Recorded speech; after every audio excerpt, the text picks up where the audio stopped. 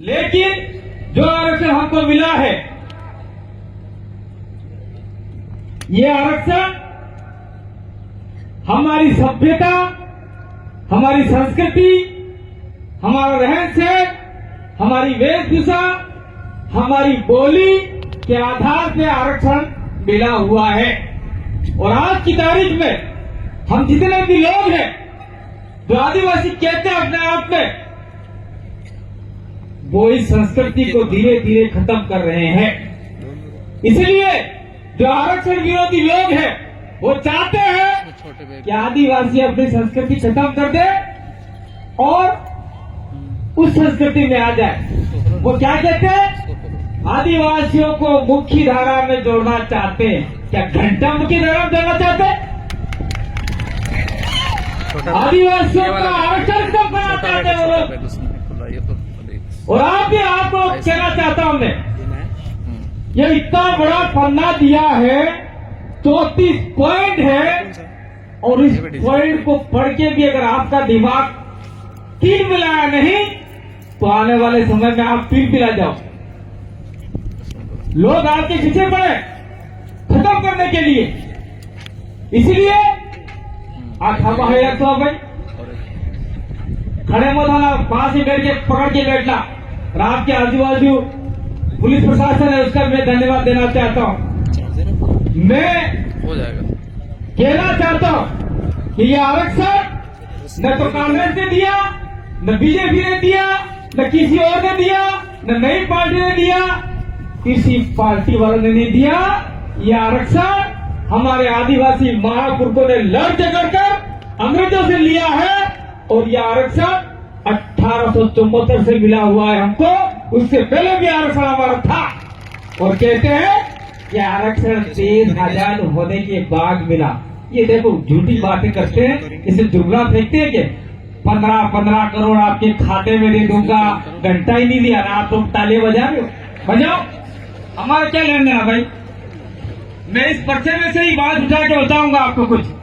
अपनी बात को खत्म करने से पहले थोड़ा घंटी मत बजाना भाई, ये मोबाइल में लग जाएगा। क्योंकि पीछे व्यक्ति है, बोलने वाले सांसद हैं, एमएलए हैं, शायद 2 एमएलए और आने वाले हैं, लेडीज हैं और पूर्व संयोजक बीपीएमएम के भी हैं। लेकिन इस का बीज बोने में हमने बहुत सारा मेहनत किया है। आज जो आपके सामने बोल रहा हूं वो भी मैं आधा शरीर लेके बोल रहा हूं। आप सब जानते हैं जगदीश के साथ के साथ हमारा एक्सीडेंट हुआ था और मैं भी अजमाना था 7 दिन के लिए। और उस समय ये बैठे आपके बीच में राजकुमार जी तत्काल हॉस्पिटल में आए और सारे को बुलाया और हमारा इलाज करवाया। तो आपके बीच में मैं जिंदा हूँ, प्रकृति ने कुदरत ने इसे जिंदा रखा। हो सकता है वो आपके हमारे मार्फत से कुछ काम करवाना चाहती है। अधूरे रह गए हैं वो वाले। मैं सबसे पहले ये जो 9 नंबर का पॉइंट है, ये जिलेवार पॉइंट में मैं नहीं बोलूंगा। ये संपूर्ण अनुसूचित क्षेत्र एक जोन है, एक राज्य है, आंशिक रूप से राज्य है ये, और भी प्रदेश का पार्ट है। उसके अंदर जितने भी खनिज, माइंस, मार्बल, रेती जितने भी निकलते हैं वो सारे के सारे प्रभुत्व और एकाधिकार किसका है? किसी आदिवासी का है क्या? किसी का नहीं है। तो रेत भी आदिवासी निकाले, पत्थर भी आदिवासी निकाले, सोना भी आदिवासी निकाले, जावर माइंस में जो भी सोना निकाल कर आदिवासी के नीचे सारा खोखला कर दिया है। ऐसी खानों के अंदर जो भी सोना निकलता है वहां तो सबसे पहले हम निकालने नहीं देंगे। अगर सरकार चाहती है निकालना है तो आदिवासी सोसाइटी बनाकर उसको अधिकार दिए जाए और आप में बैठे हुए तमाम लोग वो सोना निकाल कर सरकार उससे खरीदे। ये आरक्षण भी हमको मिलना चाहिए। ये बात इस पर्चे में लिखी हुई है, लेकिन जिसने पढ़ी नहीं है, समझा नहीं है। इसके बाद में आपका 16 नंबर का पॉइंट है। 16 नंबर का पॉइंट ये है कि 6ठी अनुसूची में जिले को स्वायत्त परिषद, अपन बोलते हैं डीसीसी और ऑटोनोमस, और हमने बना रखा है पहले से भील ऑटोनोमस काउंसिल और पूर्वोत्तर राज्य में बोडो ऑटोनोमस काउंसिल ऐसे स्वायत्त परिषद है। तो हमने ऐसा कुछ आंशिक लागू अपने फांसी अनुसूची में सीधे तरीके से हो जाते छठी वाले अनुसूची वाले, लेकिन संपूर्ण अधिकार हमको चाहिए। इसलिए आदिवासी इलाके में जितने भी जिले पड़ते हैं, उदयपुर जिला भील स्वायत्त परिषद, डूंगरपुर जिला भील स्वायत्त परिषद, बांसवाड़ा भील जिला स्वायत्त परिषद, सलमपुर जिला स्वायत्त परिषद, प्रतापगढ़ हो, सिरोही हो और आने वाले समय में जो भी जिले इसके अंदर जुड़े उसके अंदर सारा अधिकार मिले, ताकि उससे ये पता चले कि इस इलाके में कितने खनन निकल रहे हैं, कितना पैसा आ रहा है, कौन कहां खर्च कर रहा है। वो जिला स्वायत्त परिषद पंचायत से लेके एमपी तक के आने वाले बजट पर अपना शिकंजा कसे और सही तरीके से बजट खर्च हो, ये भी हम लोग इस पर्चे में लिखा हुआ है। इसलिए आदिवासी इलाके में भील स्वायत्त परिषद बनना चाहिए, तो हमको आरक्षण बहुत जल्दी मिल सकता है। ये बात इसमें लिखी हुई है। और आपको 25वां पॉइंट और है। 25वां पॉइंट ये है, जनगणना वाला है। 1871 में जनगणना का मेमोरेंडम बना था और 1881 में जनगणना स्टार्ट हुई और उसमें हमको एनिमिश, आपका ट्राइबल, ट्राइब, अबोरिजिनल, इंडिजिनस, ये सारे शब्दों से हमको नवाजा गया। तो हम चाहते हैं देश भर में आदिवासियों के लिए अलग धर्म कॉलम की स्थापना हो। नया नहीं मांग रहे हम लोग।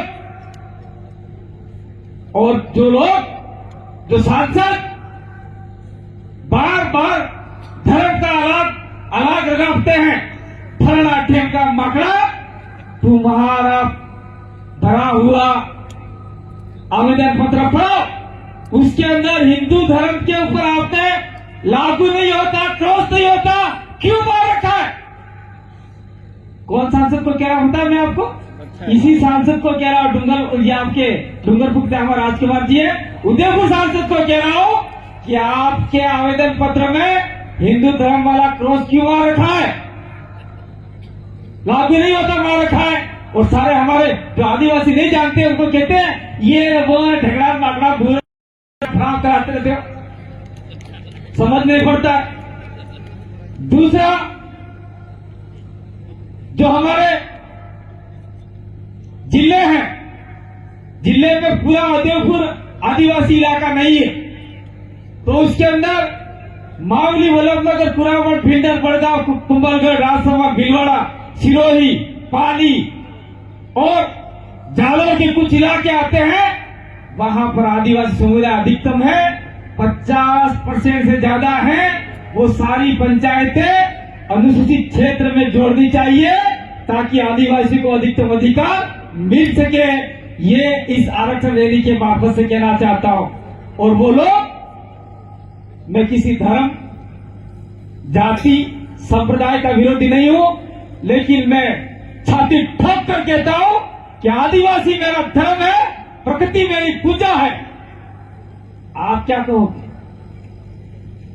4-5 दिन पहले कुछ झंडे लेके दौड़ते रहो, वही झंडे आपको आदिवासी की लिस्ट से बाहर निकाले। ध्यान रखना, वीडियो रिकॉर्डिंग हो रहा है, यहाँ का नहीं होगा, यहाँ का होगा तो आप आदिवासी कहलाओगे। बाहर में जाओगे, दूसरे झंडे उठाओगे तो आप आदिवासी नहीं कहलाओगे।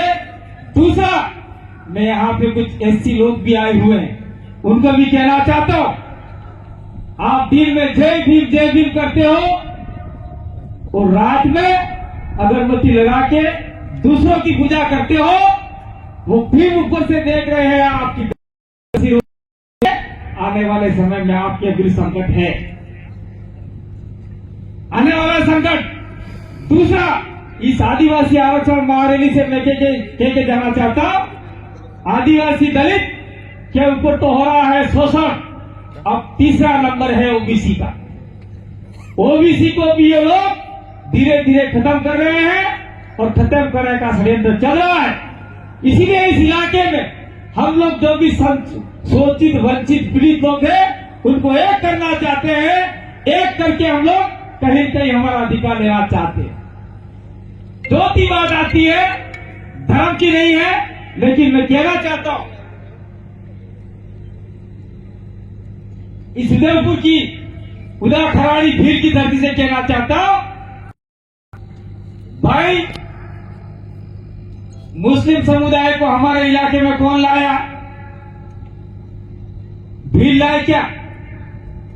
भीड़ तो महाराणा प्रताप के साथ में और मुस्लिम मिलकर मुगलों से लड़ रहे थे और मुसलमानों को लाने वाले यहाँ के राजा थे, कोई दूसरा।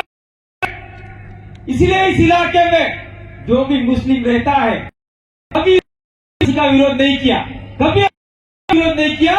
इसलिए मुस्लिमों की रक्षा करनी होगी तो आने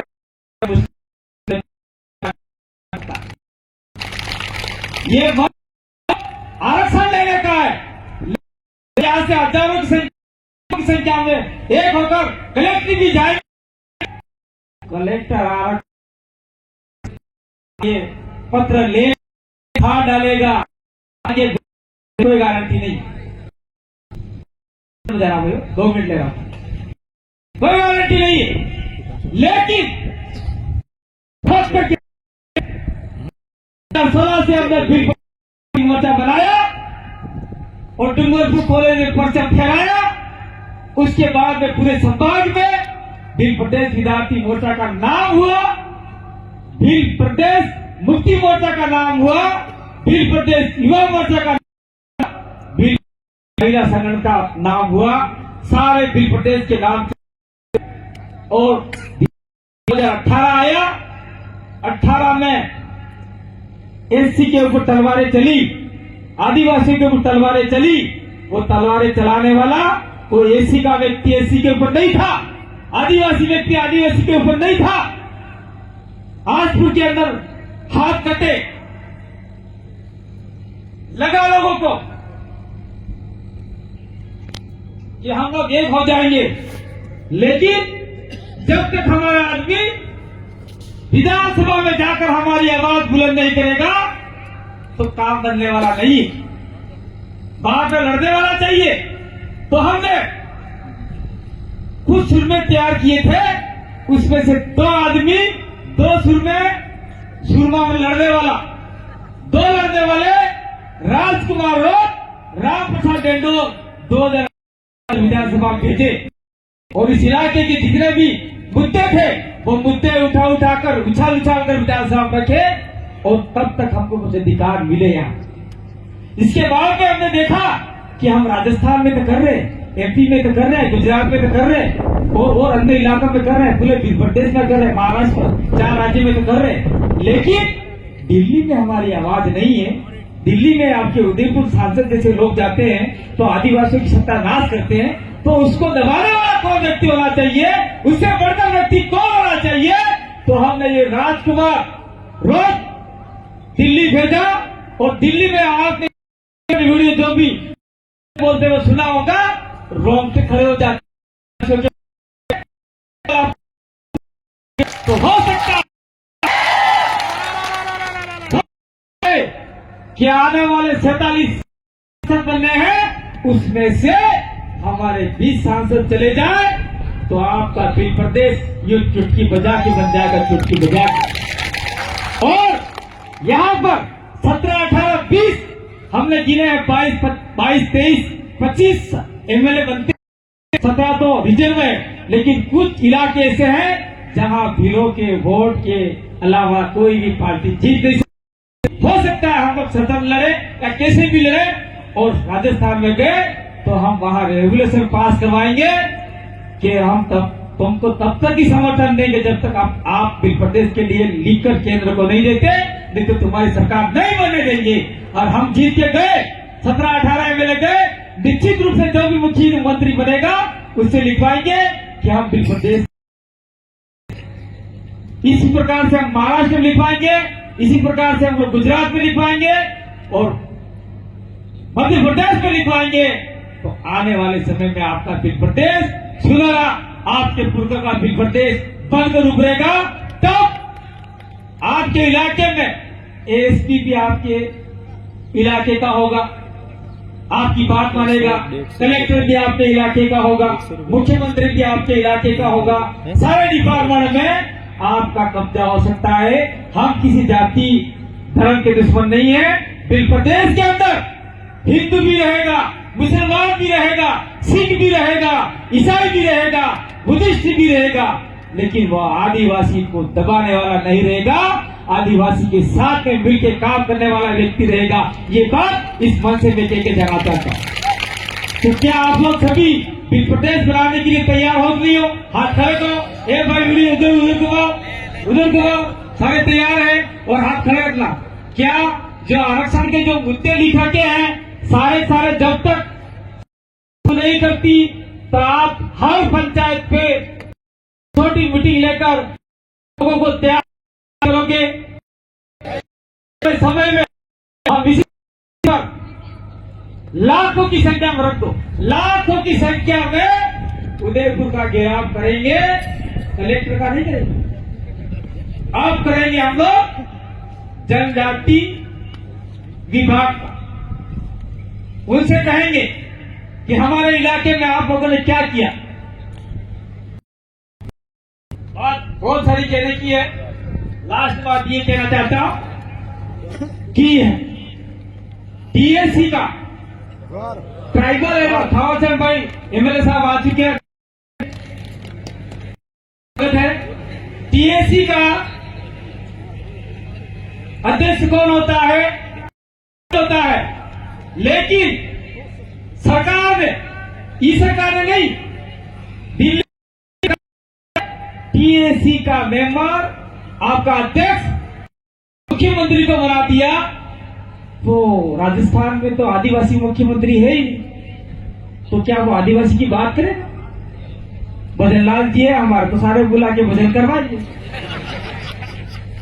गुजरात में पटेल भाई है, वो कुछ करेंगे, मध्य प्रदेश में कुछ वो करेंगे। तो हम लोग ये कहना चाहते हैं और राजकुमार जी को भी कहना चाहते हैं कि आपका एक बिंदु यहाँ से लिख के ले जाइए कि जितना भी आदिवासी इलाके हैं उस आदिवासी इलाकों में टीएससी का अध्यक्ष गैर आदिवासी क्यों बना रखा है।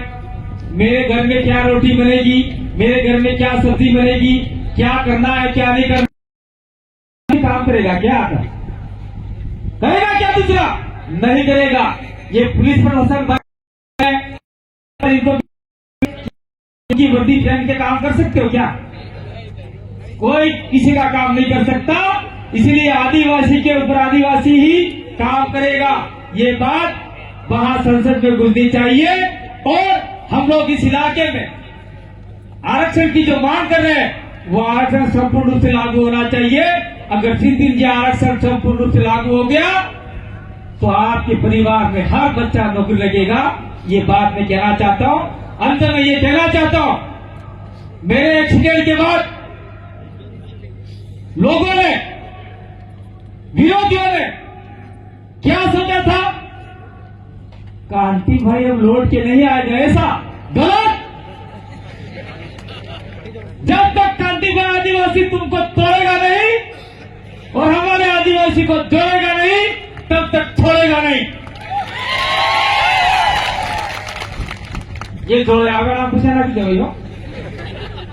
और एक बात और कहना चाहता हूं, अगर आप लोगों ने कंधे से कंधा मिलाकर जो लोग नहीं आए हैं उनको भी तैयार कर इस मुहिम के जंग में हमारा साथ दिया तो आने वाले समय में जितने भी खाकी ड्रेस है उस खाकी ड्रेस के साथ में आपका बच्चा भी खड़ा नजर आएगा।